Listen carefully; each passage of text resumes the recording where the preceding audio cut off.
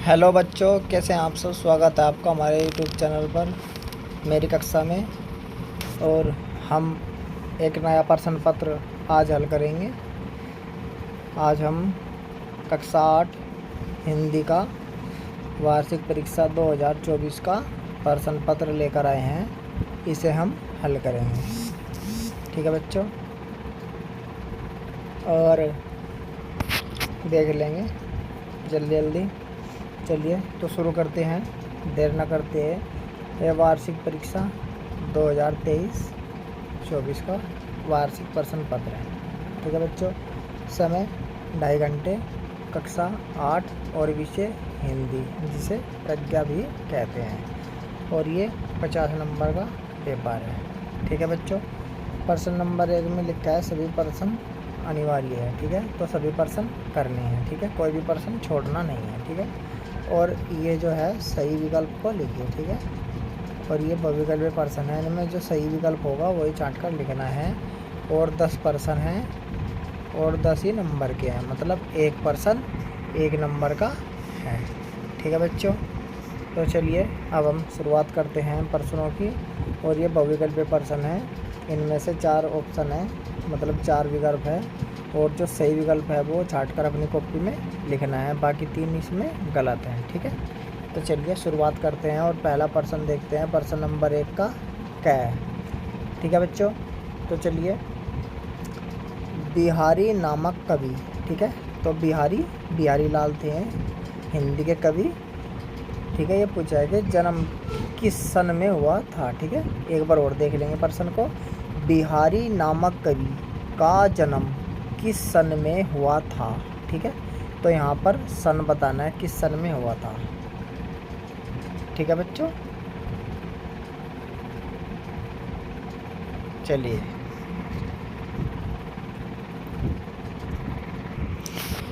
तो इसका सही जवाब क्या है, 1595 ईस्वी, ठीक है बच्चों।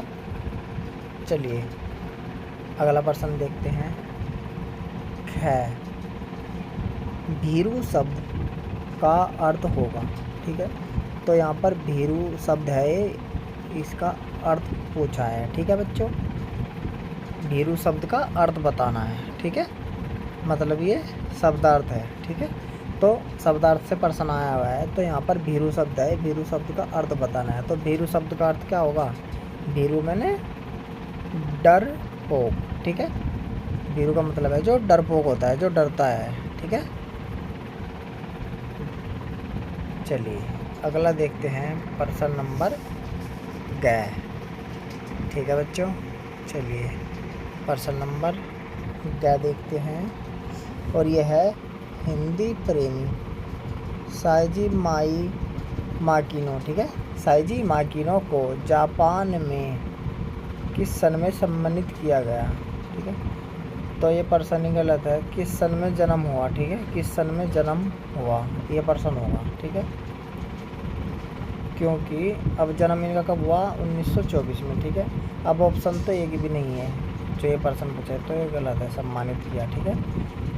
हिंदी प्रेमी साइजी माकिनो को जापान में किस सन में सम्मानित किया गया, तो ये गलत प्रश्न है। तो प्रश्न ये है कि हिंदी प्रेमी साइजी माकिनो का जन्म जापान में किस सन में हुआ, ठीक है।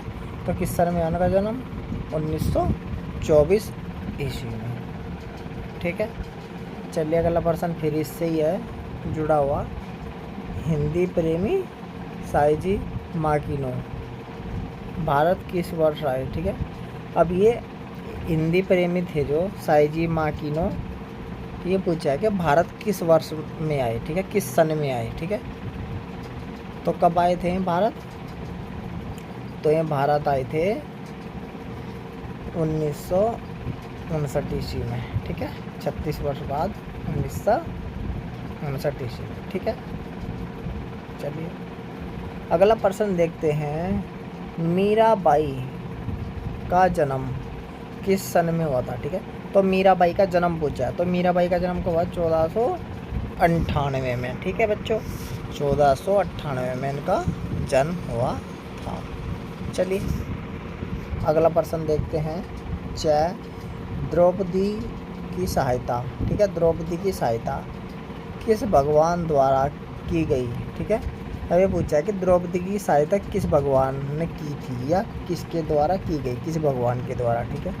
तो किस भगवान के द्वारा की गई थी, इसका उत्तर क्या है, वह श्री कृष्ण द्वारा, ठीक है। चलिए अगला प्रश्न देखते हैं 6, और ये जो प्रश्न है 6 ये मुहावरे से संबंधित है, ठीक है, ये मुहावरे से संबंधित है। देखते हैं, चलिए मुहावरा देखते हैं। पहले क्या है, मुहावरा है मुंह ताकना, ठीक है, क्या है, मुंह ताकना, ठीक है। मुंह ताकना नामक मुहावरे का अर्थ क्या होगा, ठीक है। तो मुंह ताकने का अर्थ बताना है, ठीक है। अब मुंह ताकने का मतलब है कि जब हम किसी की ओर देखते हैं, कैसे, सहारा ढूंढने में, ठीक है, सहारा ढूंढने में, ठीक है। मतलब हम किसी की ओर देखते हैं, जैसे हमें किसी की हेल्प चाहिए तो हम उसकी तरफ को देखेंगे, ठीक है। तो वो क्या होगा, सहारा देखने के लिए, या हैं सहारा देखने के लिए हम किसी का मुंह ताकेंगे, मतलब मुंह आश्रित होंगे, किसी पर आश्रित होंगे, और जब आश्रित होंगे तो उसका मुंह ताकेंगे, ठीक है। चलिए अगला देखते हैं, चैन की सांस लेना। ये अगला भी मुहावरे से संबंधित है, ठीक है। अगला मुहावरा है चैन की सांस लेना, ठीक है। ये मुहावरा है चैन की सांस लेना का अर्थ होगा। तो चैन की सांस लेने का अर्थ है आराम अनुभव करना, ठीक है। कोई व्यक्ति किसी परेशानी में था और उस परेशानी से अब उसे आराम मिल गया है, अनुभव कर रहा है, आराम का अनुभव मतलब चैन की सांस ले रहा है, ठीक है, आराम अनुभव करना, ठीक है। चलिए अगला प्रश्न देखते हैं। अगला प्रश्न है 6, नदी शब्द का पर्यायवाची क्या होगा, ठीक है। यहाँ पर नदी है, ये नदी शब्द, इसका पर्यायवाची बताना, ठीक है। तो सरिता का क्या होगा, नदी, ठीक है। और गंगा तो एक नदी ही है, ठीक है। तो गंगा का पर्यायवाची तो गंगा के नाम होंगे, ठीक है, जितने गंगा के नाम हैं, ठीक है। और पानी के भी पर्यायवाची अलग होंगे, ठीक है, जैसे नीर, धारा मैंने धरती, और इसके भी अलग होंगे। तो सरिता मैंने क्या होती है, नदी, ठीक है। चलिए अगला देखते हैं, रविंद्रनाथ टैगोर का जन्म किस प्रांत में हुआ था, ठीक है। तो किस प्रांत में हुआ था, प्रांत मैंने राज्य, ठीक है। तो मतलब प्रदेश, कब वो कहाँ हुआ था, पश्चिम बंगाल में, ठीक है।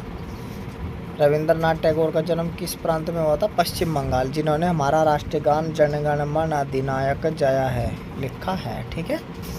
चलिए अगला प्रश्न देखते हैं। अगला है प्रश्न नंबर 2, अति लघु उत्तरीय प्रश्न के उत्तर एक शब्द में लिखनी है, ठीक है।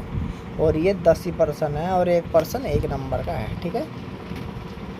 चलिए पहला प्रश्न देखते हैं 2 का, क्या है, मीरा किस प्रभु की, ठीक है, मीरा किस प्रभु की प्रार्थना कर रही है, ठीक है।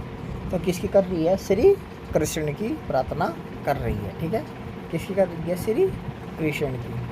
चलिए अगला प्रश्न देखते हैं। तो देखते हैं, है ले युग की पतवार किनके हाथों में है, ठीक है। तो किनके हाथों में है, जो देश के रक्षक हैं, ठीक है, जो देश के पहरेदार है, अर्थात सैनिक, ठीक है।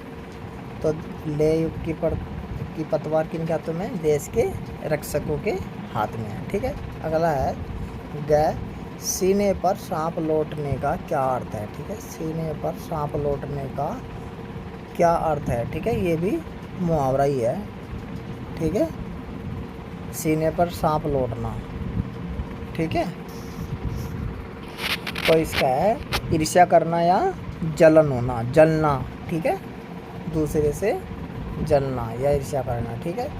अगला है संगम कहाँ पर स्थित है, ठीक है। तो संगम कहाँ पर स्थित है, प्रयागराज या इलाहाबाद, ठीक है, प्रयागराज।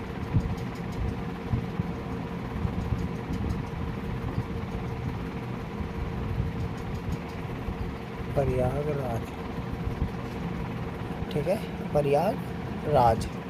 या पहले क्या नाम था इसका, इलाहाबाद में संगम है जहाँ पर गंगा, यमुना और सरस्वती तीनों नदियों का मेल होता है, अर्थात संगम होता है। ठीक है, संगम का मतलब है साथ। ठीक है, चलिए अगला प्रश्न देखते हैं। सोना नामक, क्या है, सोना नामक पाठ की लेखिका कौन है? ठीक है, तो कौन है इसकी पाठ की लेखिका है? यही महादेवी वर्मा है। ठीक है, महादेवी वर्मा। चलिए अगला देखते हैं। जय महादेवी वर्मा, यही महादेवी वर्मा का जन्म किस सन में हुआ था? ठीक है, तो किस सन में हुआ था? 1907 में। ठीक है, और ये यूपी में ही हुई थी, फर्रुखाबाद से। ठीक है, फर्रुखाबाद में 1907 में हुआ था। ठीक है, अगला है अगला है नीड शब्द का अर्थ क्या होता है? ठीक है, नीड शब्द का अर्थ पूछा है, क्या होता है? ठीक है, तो नीड शब्द का अर्थ क्या होता है? चिड़िया का, जहाँ चिड़िया रहती है तो उसे क्या कहते हैं? घोंसला। ठीक है, तो नीड का क्या अर्थ है? घोंसला। ठीक है, यह चिड़िया का निवास स्थान। ठीक है, चलिए अगला देखते हैं। जय गुनाहों का देवता नामक उपन्यास के लेखक कौन है? ठीक है, यह उपन्यास है गुनाहों का देवता, इसके लेखक पूछा है, तो इसके लेखक कौन है? इसके लेखक है धर्मवीर भारती। ठीक है बच्चों, धर्मवीर भारती।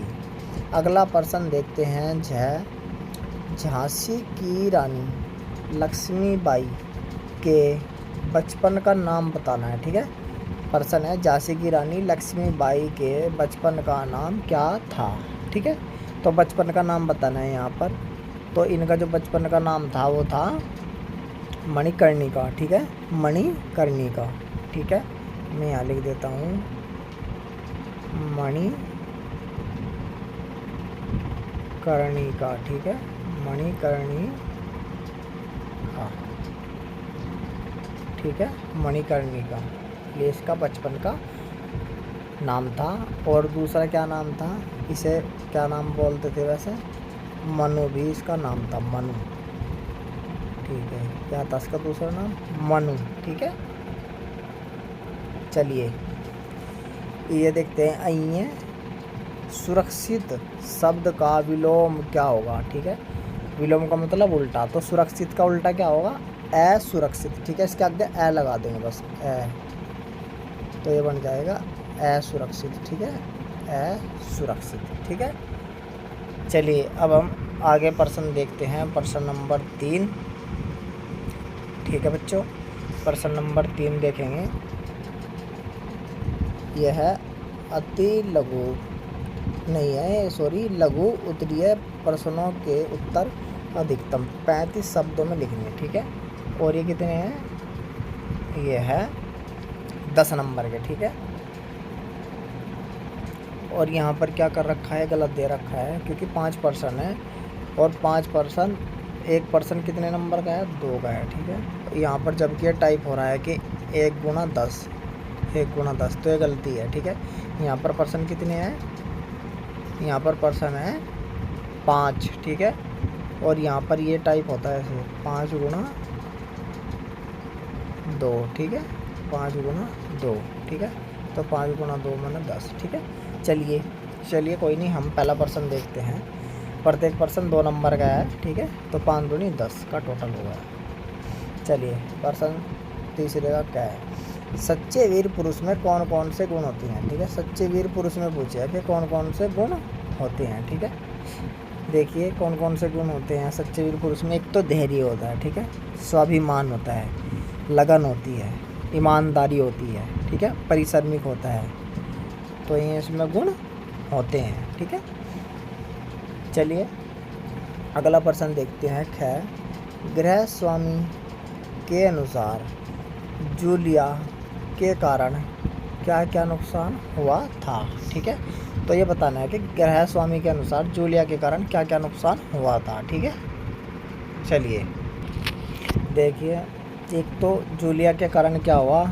जूलिया, एक तो प्लेट और प्याली टूट गई। ठीक है, और जो लड़का था उसकी जैकेट फट गई। ठीक है, चलिए ये नुकसान हुआ। आगे देखते हैं, गए अंतिम समय में रानी लक्ष्मीबाई की पराजय क्यों हुई। ठीक है, अंतिम समय में रानी लक्ष्मीबाई की पराजय क्यों, ये बताना है। ठीक है, तो जो रानी लक्ष्मीबाई का घोड़ा था वो एक ही जगह खड़ा रहा। ठीक है, वो अड़ गया और वो खाला पार नहीं कर पाया। ठीक है,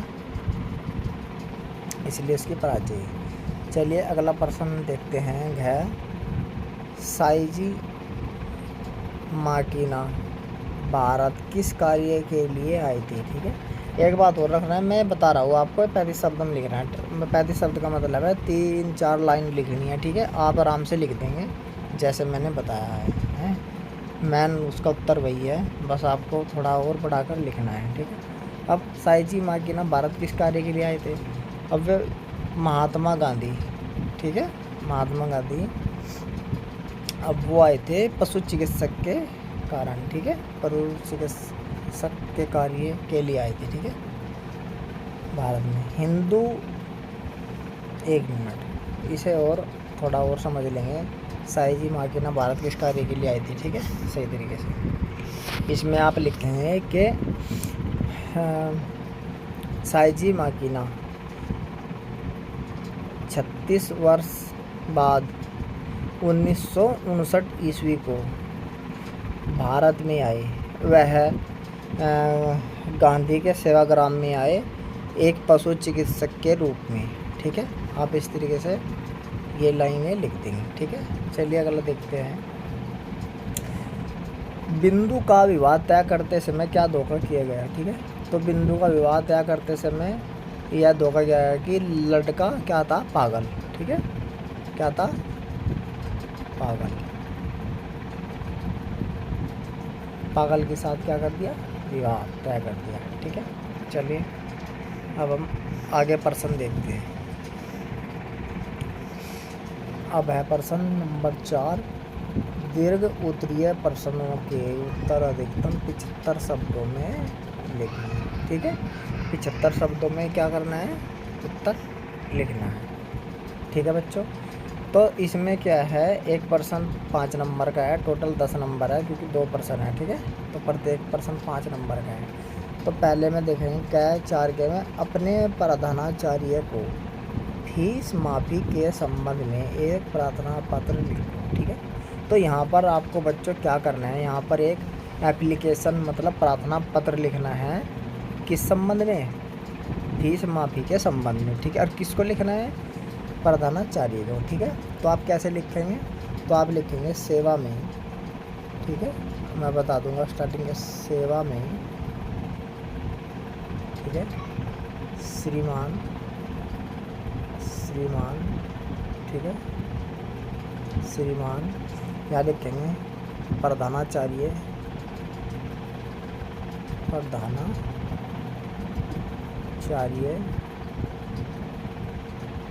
जी।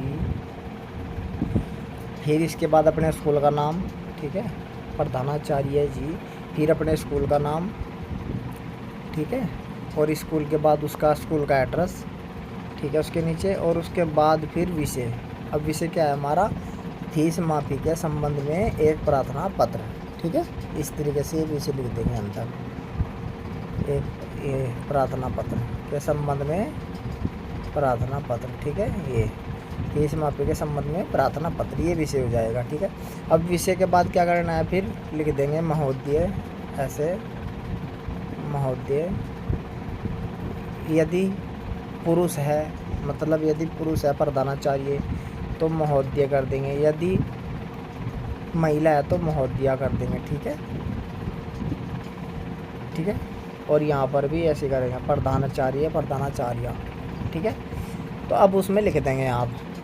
ठीक है, कि अन्य श्रीमान जी, आपसे निवेदन इस प्रकार है कि मैं बहुत गरीब हूँ, मेरे पिताजी बीमार है, मैं अपनी फ़ीस नहीं भर सकता हूँ, ऐसे ऐसे। ठीक है, और मेरी फ़ीस माफ़ कर दी जाए, आप यदि कर पाओगी, जिससे मैं आगे अपनी पढ़ाई जारी रख सकूँ।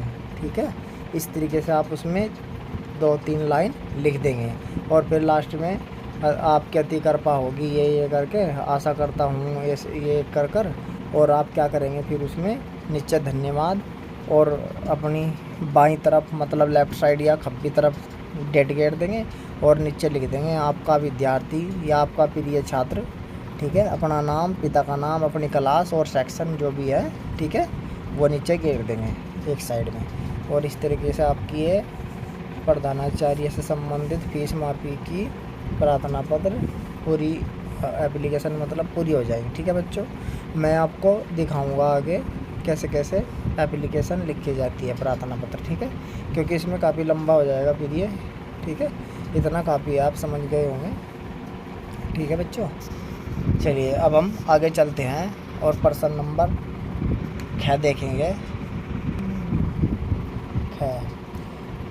जीवन में किसी कार्य की सफलता के लिए, ठीक है, जीवन में किसी कार्य की सफलता के लिए क्या क्या आवश्यक है, इस बिंदु पर अपने विचार लिखिए। ठीक है, अब ये एक कथन है, ठीक है, यहाँ तक का, ठीक है। जीवन में किसी कार्य की सफलता के लिए मतलब जीवन में हमें कोई काम करना और उसमें सफल होना है तो उसमें क्या क्या आवश्यक है, ठीक है, ये एक बिंदु है, टॉपिक है, ठीक है, इस पे ही अपने विचार लिखने हैं आपको। ठीक है, तो आप कैसे विचार लिखेंगे, क्योंकि आपको 75 शब्दों में क्या करना है, 75 शब्दों में आपको जवाब देना है। ठीक है, तो इसके 2 तरीके हैं, ठीक है, या तो आप बिंदुवार कैसे, ठीक है, आप लिख देंगे ऐसे, जीवन में किसी कार्य की सफलता के लिए निम्नलिखित, ठीक है, विचार इस प्रकार है। ठीक है, ये एक लाइन हो गई।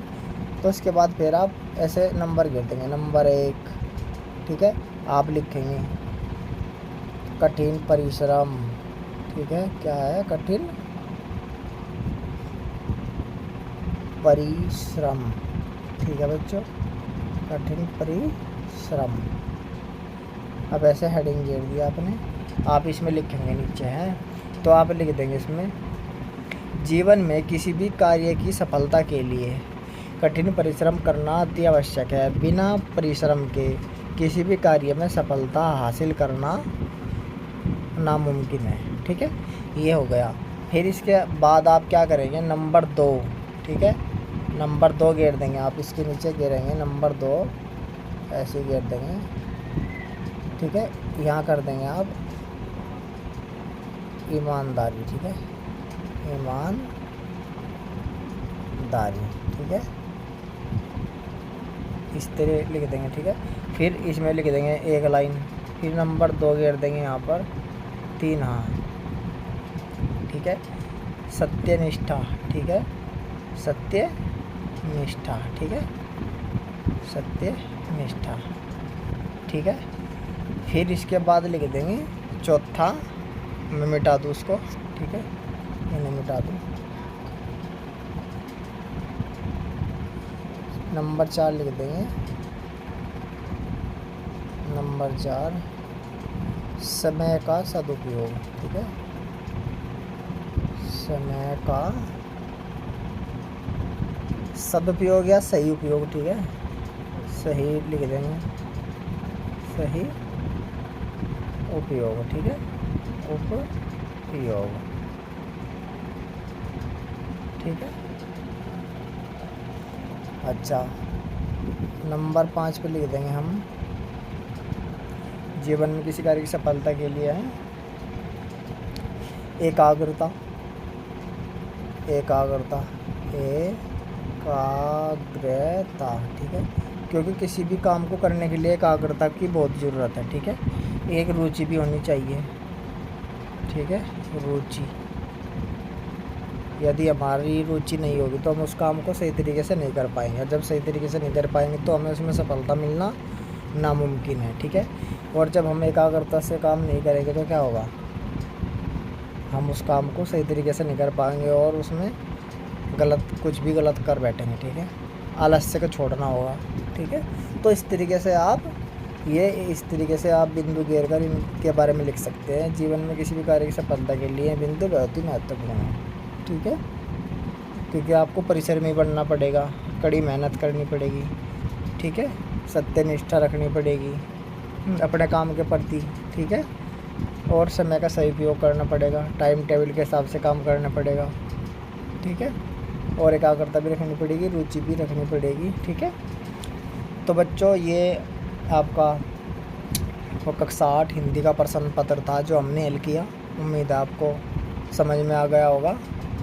तो आज बस इस क्लास में इतना ही।